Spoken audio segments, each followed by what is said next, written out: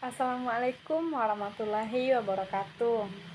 Baiklah, Ananda semuanya, hari ini kita dipertemukan kembali pada pembelajaran. Jadi, kita akan belajar masih mengenai tentang komposisi tari. Nah, pada minggu lalu kita sudah belajar yaitu mengenai tentang desain atas. Ananda semuanya sudah paham dan sudah mengerti dari kuis yang Ibu berikan, dari catatan yang sudah Ananda ringkas. Nah, jadi Ananda sudah mengerti apa itu desain atas dan Ibu sudah memvideokan Ibu bergerak berapa macam desain atas dan bagaimana bentuk-bentuk dari desain atas tersebut. Nah, lalu pada pembelajaran hari ini kita masuk pada unsur pendukung, yaitu masih dalam konsep komposisi tari dan elemen-elemen komposisi tari. Nah, jadi materi kita pada hari ini yaitu tentang tema dan iringan. Pertama kita masuk dulu. Apa itu tema? Apa pengertian dari tema tersebut? Nah, jadi tema adalah penggambaran keseluruhan cerita dari sebuah tari. Tema dalam tari merupakan sebuah konsep awal seorang koreografi dalam menciptakan sebuah garapan. Garapan tari yang baru dan sesuai dengan judul yang dibuat. Nah, jadi tema itu merupakan ide. Tema itu merupakan gagasan awal pada saat kita membuat sebuah karya tari. Sebelum kita membuat tari itu, kita memikirkan dulu apa tema yang dibuat, apa tema yang akan kita buat, apa konsep, apa gagasan awalnya yang akan kita buat. Nah, jadi itu dinamakan tema. Selanjutnya kita masuk kepada jenis tema. Nah, yang pertama ada tema dramatik, yaitu karya seni tari yang dalam penyajiannya menggunakan cerita atau dalam tari tersebut ada latar belakang ceritanya. Nah, jadi tema dramatik itu tema yang ada ceritanya, yang jelas alurnya. Ketika kita menampilkan tari dramatik, tari berbentuk tema dramatik, maka ketika penonton melihat tari kita dari awal sampai akhir, maka ceritanya itu akan tersampaikan ke penonton. Oh, jadi cerita ini. Oh, jadi cerita ini yang disampaikan oleh tari ini. Nah, ketika Ananda membuat tari, maka tarinya itu bercerita, jelas latar belakangnya. Nah, itu dinamakan dramatik. Selanjutnya yaitu ada tema non-dramatik. Tema non-dramatik yaitu karya tari yang dalam penyajiannya tidak menggunakan cerita atau tidak merupakan bagian dari suatu cerita, tetapi menggambarkan sesuatu. Nah, tadi dramatik ada cerita, dan sekarang non-dramatik, nggak ada ceritanya. Nah, jadi dalam proses penggarapannya dramatik ini, Ananda bebas. Maksudnya bebas di sini yaitu Ananda tidak perlu memikirkan cerita, Ananda cukup bergerak saja. Tidak ada alurnya, tidak ada ceritanya. Jadi penonton hanya melihat keindahan pada tari tersebut. Tidak ada pesan atau apapun yang disampaikan dalam tari tersebut. Itu dinamakan non-dramatik. Nah, selanjutnya yaitu ada tema heroik. Tema heroik yaitu karya tari yang biasanya berbentuk perang atau pertandingan yang menggambarkan kegagahan dan keperwiraan. Nah, tema heroik. Nah, jadi di sini ketika Ananda membuat sebuah tari, maka Ananda memilih tema heroik, itu Ananda akan nampak di sana menggambarkan gimana sih seorang penari itu kegagahannya, keperwiraannya, bagaimana seorang misalnya seorang ratu dalam tari Anda tersebut, itu nampak sekali dari bagaimana Ananda menyampaikan pesan dari sebuah tarian yang telah Ananda garap tersebut. Lalu tema erotik. Tema erotik yaitu karya tari yang menggambarkan percintaan antara pria dan wanita. Nah, pada tema erotik ini itu menggambarkan percintaan. Contohnya saja itu terdapat pada tari payung Sofiani, itu menggambarkan percintaan. Itu tari payung yang sangat bagus. Bagaimana percintaan muda-mudi pada zaman dahulu, bukan zaman sekarang ya, bukan zaman now ya. Nah, jadi bagaimana percintaan muda-mudi di Minangkabau pada zaman dahulu. Tidak boleh begini, tidak boleh begitu, banyak larangannya. Seperti ini, seperti itu, dibatasi oleh mama atau apalah gitu namanya kan. Jadi itu dinamakan tema erotik yang menggambarkan kisah percintaan. Selanjutnya yaitu ada tema imitatif atau totemitis. Jadi tema imitatif yaitu menirukan binatang atau hewan dan alam. Nah, tema ini bersifatnya kan menirukan hewan atau alam. Seperti Ananda boleh menirukan gerak, penggarapan gerak tarinya tersebut menirukan alam, bagaimana angin berhembus, bagaimana hutan kebakaran. Nah, kan banyak tuh. Ananda bisa melihat tari-tarian itu di YouTube. Oh, seperti ini bentuk tari imitatif yang menggambarkan binatang. Oh, seperti ini bentuk tarian imitatif yang menggambarkan alam. Bagaimana alam kebakaran, seperti hutan kebakaran, hutan yang gundul gitu. Ananda bisa menggarapnya dalam sebuah tarian. Nah, itu dinamakan imitatif. Contoh bagaimana ayam berkokok misalnya, atau bagaimana ayam bergerak, atau bagaimana burung bergerak. Seperti itu ya. Itu dinamakan imitatif. Selanjutnya yaitu ada tema pantomim atau mimitis. Yaitu tari yang menirukan gerak orang atau menggambarkan suatu bentuk aktivitas manusia. Nah, kan sudah dijelaskan kalau pantomim itu gerak yang menirukan aktivitas manusia. Contohnya seperti apa? Sebelumnya kan kita sudah belajar tuh gerak murni, gerak maknawi seperti apa gitu kan. Nah, tidak jauh dari pembelajaran kita sebelumnya. Kalau menirukan gerak manusia itu kan banyak. Seperti menyapu, mencuci piring, ngelap kaca, membawa motor gitu kan. Anda bisa menggarap, bisa mengeksplorasi gerak dari sana, dari aktivitas manusia tersebut. Nah, itu dinamakan jenis-jenis tema. Ada dramatik, non-dramatik, heroik, erotik, imitatif, dan pantomim. Selanjutnya yaitu ada sumber tema. Nah, jadi setelah kita masuk kepada jenis tema, lalu ada sumber tema. Yang pertama yaitu ada cerita rakyat. Sumber atau gagasan. Dalam menciptakan sebuah karya tari, langkah awal dengan menentukan gagasan tari. Seniman dalam membentuk gagasan tari haruslah berdasarkan konsep tertentu, yang di dalamnya terdapat aspek kehidupan manusia dan unsur-unsur estetis. Contohnya yang pertama, ada cerita rakyat. Gagasan tari dapat bersumber dari cerita rakyat. Cerita rakyat biasanya bersifat turun-temurun dan diceritakan dari mulut ke mulut atau oral, dan jarang diceritakan secara tertulis.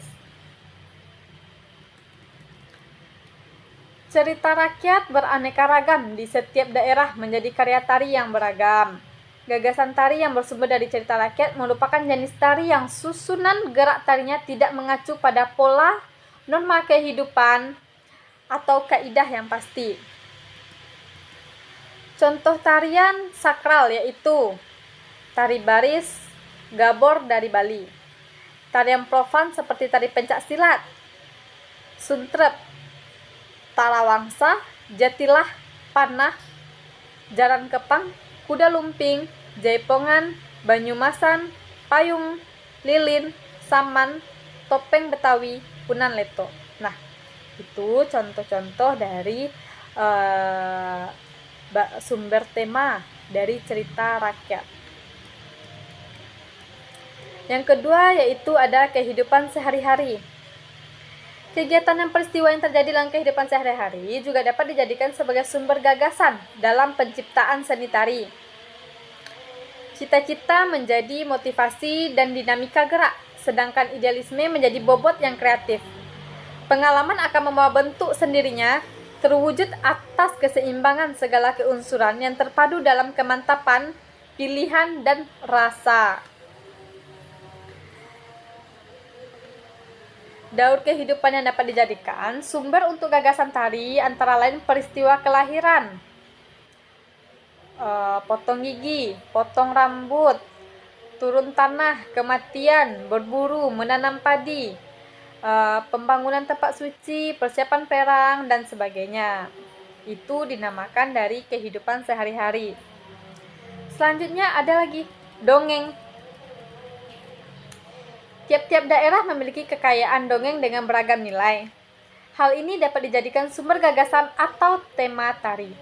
Contoh tarian yang bersumber gagasan dari dongeng antara lain seperti tari kecak dari Bali, tari Mahabharata dan Ramayana, tari kuncaran, tari topeng, tari samba.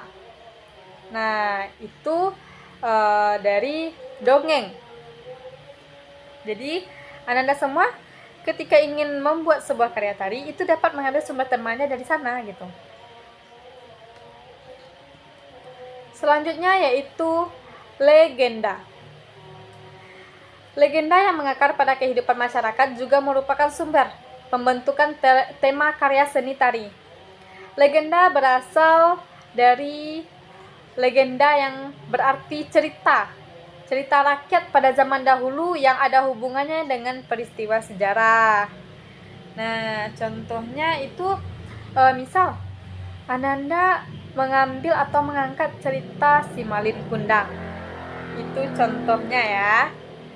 Nah, jadi Ananda bisa ketika Ananda menggarap sebuah tari yang bersumberkan dari Malin Kundang, Ananda tahu ceritanya, lalu Ananda garap ke dalam sebuah tarian, maka jadilah dia. Masuk kepada hal-hal yang harus diperhatikan. Yang pertama yaitu tema tari harus bernilai. Nah, jadi tema tari harus bernilai di sini maksudnya seorang koreografer harus yakin bahwa tema yang dipilih benar-benar ide keluar dari dirinya sendiri. Tema yang dipilih bukan kopian dari orang lain. Karena hal seperti itu tidak berharga untuk dikerjakan. Koreografer itu sebaiknya memilih tema yang sederhana, mudah dibuat karya tari, dan mudah dipahami oleh penonton. Nah, selanjutnya yang kedua yaitu tema tari harus dapat ditarikan. Nah, gerak merupakan media utama dalam karya tari. Oleh karena itu, dalam memilih tarian harus mempertimbangkan apakah tema tersebut dapat ditarikan atau digerakkan. Contohnya, tema yang dipilih adalah kehidupan pohon jati. Selanjutnya, tema tersebut harus mempertimbangkan sisi manakah yang akan dikerjakan untuk penciptaan karya tari. Selanjutnya, yang ketiga ada tema tari harus mempertimbangkan efek bagi penonton. Nah, jadi tema tari harus dapat diterima atau dipahami oleh penonton dengan jelas. Jika tema karya tari tidak dapat dipahami oleh penonton, sifat komunikasi yang ada dalam ekspresi seni dikatakan gagal. Efek tema tari bagi penonton sangat didukung oleh kreativitas gerak-gerak tari yang ditampilkan. Selanjutnya yang keempat ada tema tari harus mempertimbangkan teknik penciptaan karya tari. Nah, jadi di sini dalam memilih tema harus dipertimbangkan apakah secara teknik tema tersebut dapat diungkapkan menjadi sebuah karya tari. Jika tema yang dipilih itu benar-benar bagus, tema itu tidak akan sulit ditarikan oleh seorang penari. Pengerjaan tema tersebut menjadi sebuah karya tari dimulai dari penciptaan gerak-gerak tari. Yang kelima yaitu tema tari harus mempertimbangkan unsur-unsur yang mendukung terciptanya karya tari. Nah, jadi di sini pada dasarnya merupakan tari merupakan ekspresi jiwa manusia yang diungkapkan melalui gerak. Oleh karena itu, langkah awal penciptaan tari adalah menciptakan gerak-gerak yang indah. Pemilihan pola dan komposisi gerak tari benar-benar diperhatikan, namun penyajian seni tari secara utuh tidak hanya menampilkan gerak. Seni tari juga menampilkan unsur-unsur lain sebagai pendukung. Yaitu ada iringan tari. Musik merupakan denyut nadi dalam sebuah tarian. Musik dan tari merupakan satu kesatuan yang tidak dapat dipisahkan. Dengan adanya musik dapat mengatur tempo dalam satu gerakan, memberikan suasana dalam tarian, baik suasana sedih, gembira, tegang, maupun marah.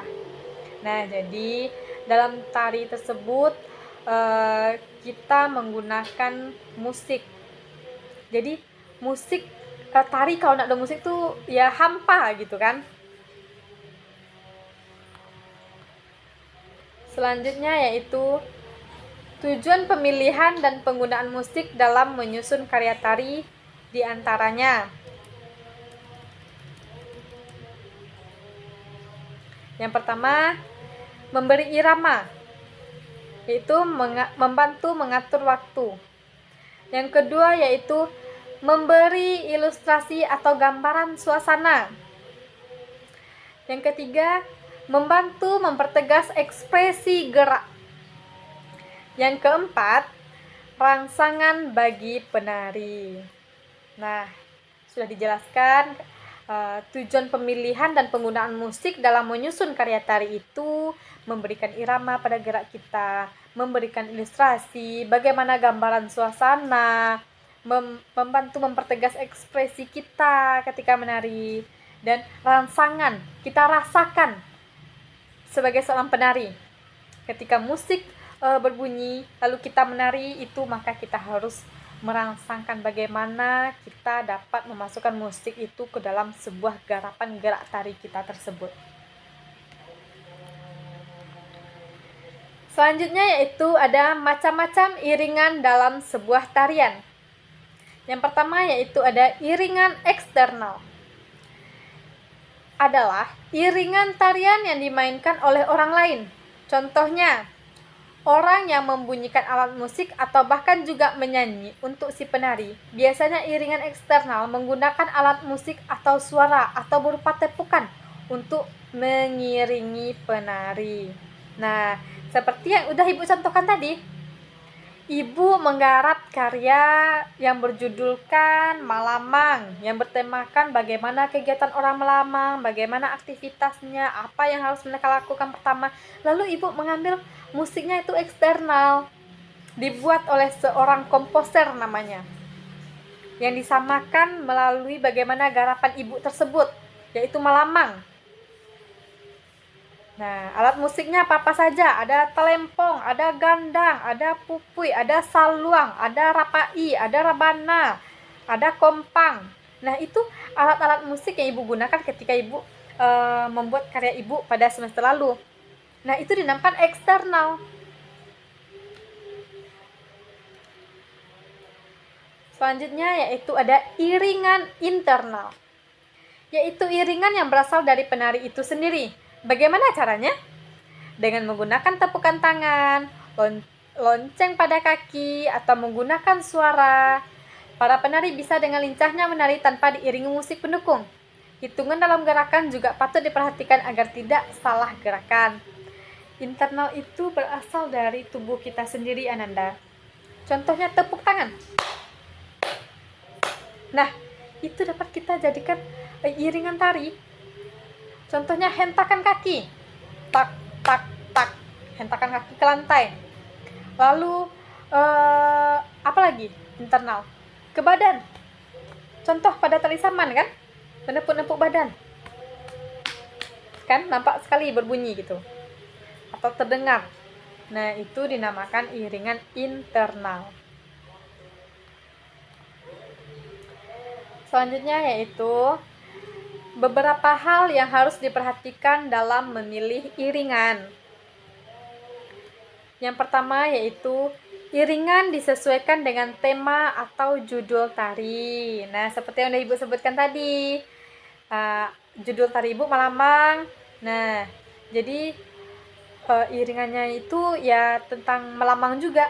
Ada di sana dendang-dendang Malamang juga itu.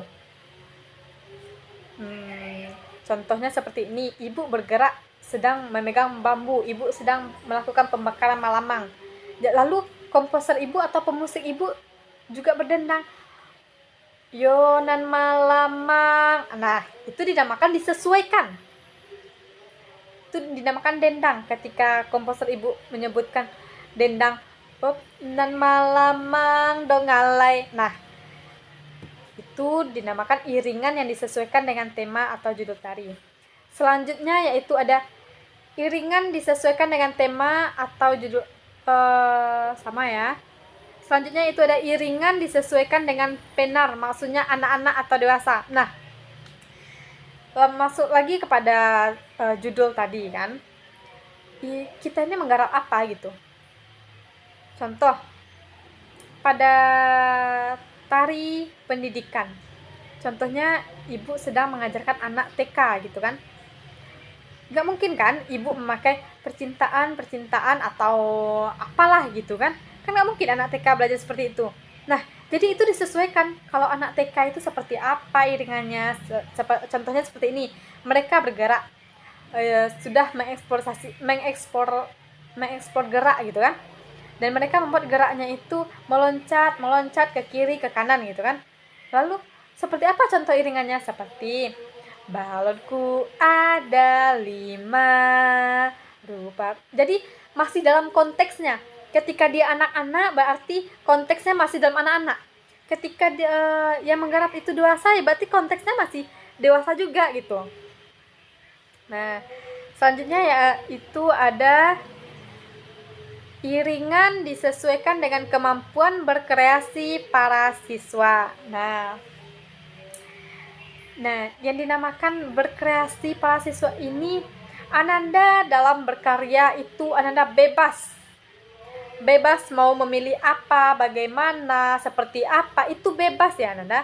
Itu dinamakan Ananda berkreasi. Ananda dapat mengkreasikan sesuatu gerak tersebut, sesuatu karya tersebut. Lalu nanti iringannya akan disesuaikan juga gitu. Iringannya tersebut akan disesuaikan juga dengan bagaimana kreasi Ananda. Selanjutnya yaitu ada iringan disesuaikan dengan musik yang ada. Nah, contohnya seperti ini. Ibu mendownload sebuah musik pada YouTube. Lalu Ibu yang mengikuti musik tersebut, Ibu yang menentukan karya tari tersebut atau garapan tari tersebut menurut musik yang sudah Ibu download di YouTube misalnya. Jadi musik iringannya sudah ada, lalu Ibu yang mengikuti iringan tersebut. Nah, cukup sekian materi kita pada hari ini.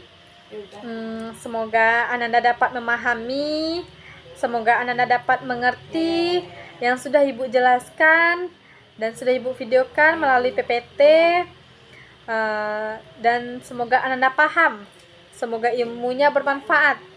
Sekian dan terima kasih. Wassalamualaikum warahmatullahi wabarakatuh.